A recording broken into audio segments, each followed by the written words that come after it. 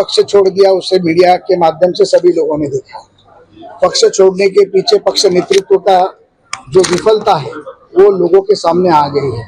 4 साल पहले पार्टी टूटी, एमएलए टूटे, एमपी टूटे, आज वापस चुनाव के बाद अगर 9 एमपी चुन के आते, उसमें से अगर 6 छोड़ के जाते हैं तो उसके पीछे नेतृत्व कहीं तो भी असफल हो रहा है, ये लोगों के सामने आ रहा है।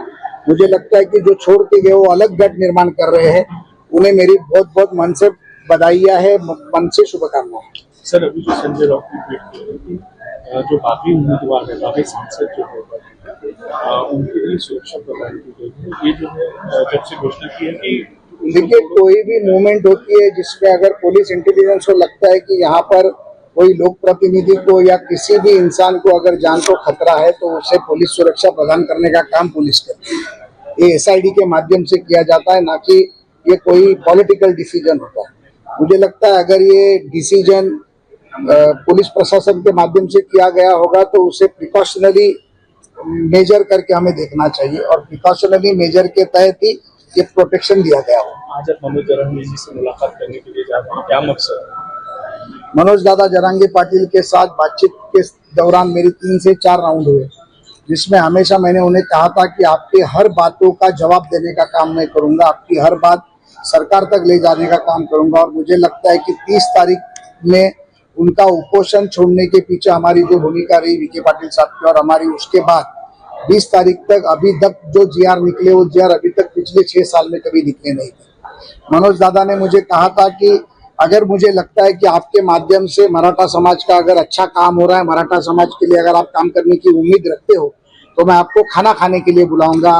उन्होंने मुझे खाना खाने का न्योता दिया है। 14-15 को दिया था, लेकिन 14-15 को मैं महाराष्ट्र में नहीं था, मैं केरला में था, तो मैं आ नहीं पाया। लेकिन आज उन्होंने मुझे जो न्योता दिया है, एक बड़े भाई के नाते, बड़े भाई को छोटे भाई के नाते न्योता दिया है, समाज के तरफ से दिया है। तो आज मैं उनके भाई के नाते यहाँ पर खाना खाने आया हूँ। खाना खाऊंगा और उनकी कुछ बातें वो सुनूंगा, कुछ डॉक्यूमेंट्स में सरकार की तरफ से उनको लेकर आया हूँ, वो उन्हें दूंगा। कुछ चीजों का गैर समझ लोगों के बीच में किया है वो उन्हें समझाऊंगा, रियलिटी फैक्ट उनके सामने रखूंगा।